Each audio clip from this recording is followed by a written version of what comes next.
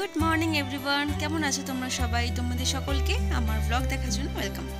তো আজকে হচ্ছে দ্বিতীয় দিন পুরীতে, আর এখন বেজে গেছে মোটামুটি 8:30 9টার কাছাকাছি। এখানে কিন্তু খুব বাড়িতে গিয়ে আজ একটু লেট করে ঘুম থেকে উঠতে ইচ্ছে করে, বাট এখানে কিন্তু তাড়াতাড়ি ঘুম ভেঙে যাচ্ছে।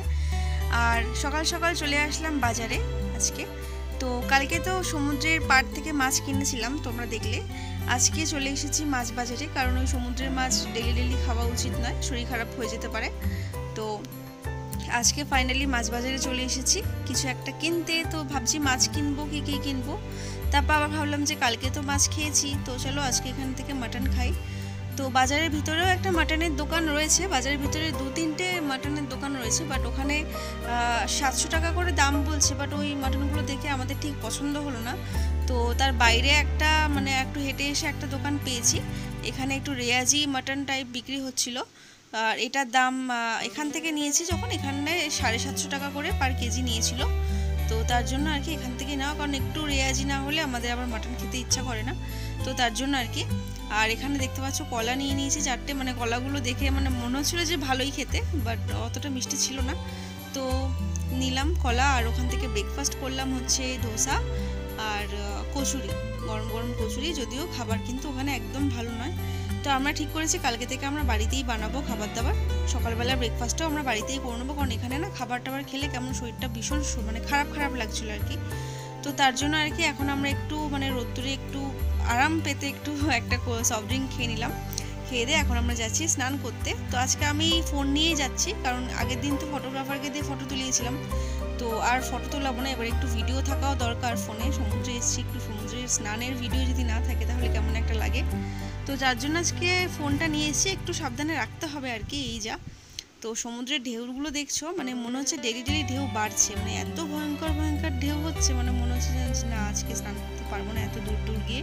তো কাছাকাছি গিয়ে একটু স্নানটা করতে হবে আর কি। তো এখানে মৃগাক্ষী তো ভীষণ হ্যাপি, কারণ সমুদ্রের জলে একবার যদি আমরা নামি তো আমাদের তো আর কেউ ওঠাতে পারবে না, এত আমাদের পছন্দ সমুদ্র স্নান।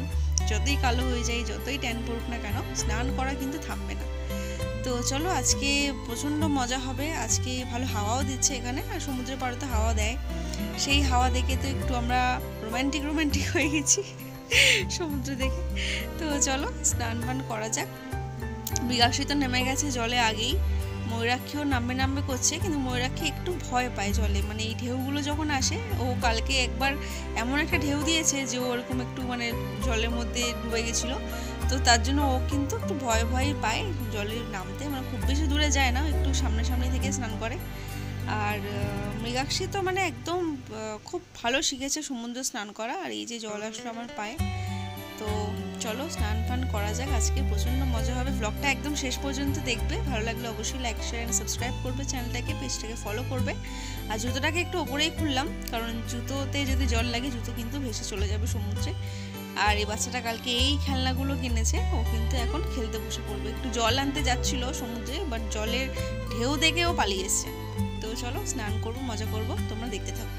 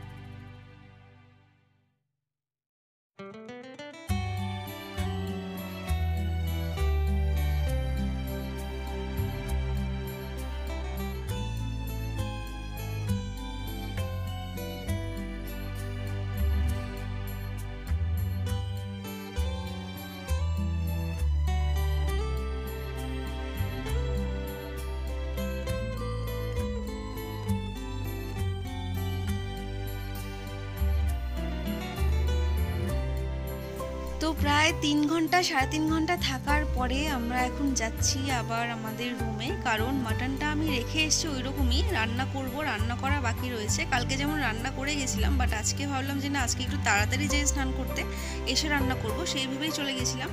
তো রান্না করতে হতো বলে একটু তাড়াতাড়ি চলে আসলাম, নাহলে আমরা কিন্তু জলেই থাকতাম এখন। তো বাইরে এই যে শাওয়ার থেকে, কারণ সবার গায়ে মোটামুটি বালি রয়েছে ভর্তি, তো বাইরে এই শাওয়ার থেকে একটু ওদেরকে গা হাত পাটা ধুয়ে দিচ্ছি। তারপর আমি ভালো করে স্নান টান করে এখন এই মাটনটাকে একটু কষিয়ে নিচ্ছি, কষিয়ে এটা একটু প্রেশারে দিয়ে দেবো। তো চলো, রান্না বান্না কিন্তু ভালোই হচ্ছে এখানে, খাওয়া দাওয়া ভালোই হচ্ছে। তো দেখতে পাচ্ছ মাটন কিন্তু আমাদের তৈরি খাওয়ার জন্য। তার সাথে করে নিয়েছি হচ্ছে ভাত, আর রয়েছে একটু স্যালাড আর লেবু। তো চলো, খাওয়া দাওয়া সেরে বিকেলবেলা হয়ে গেছে, এখন আমরা বেরিয়ে পড়বো ঘুরু ঘুরু করতে। তো আমরা যাব এখন বিচের ধারে আবার হাওয়া খেতে। তো অনেক অনেক মজা হচ্ছে এখানে কিন্তু আমাদের। আজকে দ্বিতীয় দিন কেটে যাবে, এখন আমরা এখানে 3 দিন থাকবো। তো পেয়ে গেলাম একটা রাস্তার ধারে অরুণের আইসক্রিম। অরুণের আইসক্রিম কিন্তু আমাদের সবারই ভীষণ ভালো লাগে, আর খুব ক্রিমি টেক্সচার, আমার তো খুব ভালো লাগে অরুণ আইসক্রিম। তো ওখান থেকে একটু আইসক্রিম খেয়ে নিচ্ছি, তারপর যাবো হচ্ছে বিচে। আর এই বাচ্চাগুলো এখন চড়ছে হচ্ছে ঘোড়া।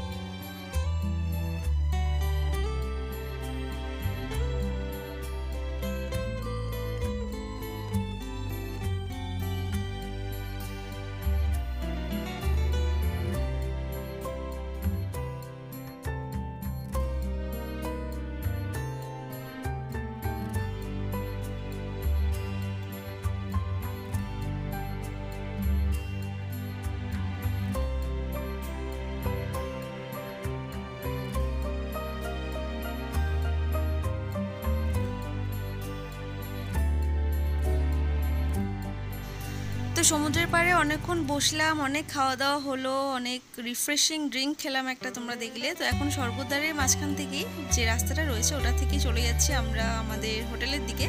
তো এখানে খুব সুন্দর একটা মন্দির দেখলাম নিচে।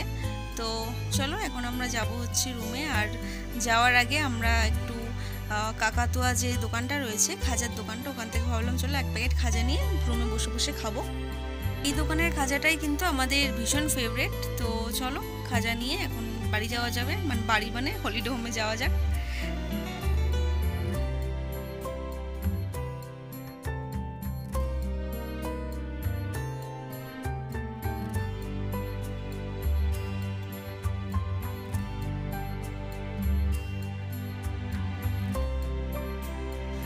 তো চলে এসেছি, এখন প্রায় বেজে গেছে রাতের 11টা। অনেক ঘোরা হলো, অনেক খাওয়া দাওয়া হলো। আর দেখলে একটু ডিম নিয়ে এসেছি, কারণ দুপুরে মাটন সব খাওয়া হয়ে গেছে।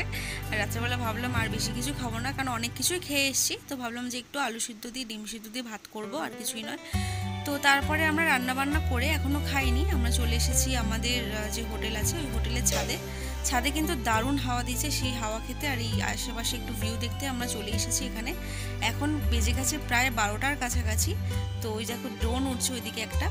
তো চলো আজকের ব্লগটাও এখানে এন্ড করার টাইম চলে আসলো। আবার দেখা হবে নেক্সট ব্লগে। তোমরা ভীষণ ভালো থেকো, সুস্থ থেকো, আর অবশ্যই আমার ভিডিওগুলো দেখার জন্য চ্যানেলটাকে সাবস্ক্রাইব করে নিও। চলো আজকের জন্য টাটা, বাই বাই। আবার আসবো নেক্সট ভিডিও নিয়ে।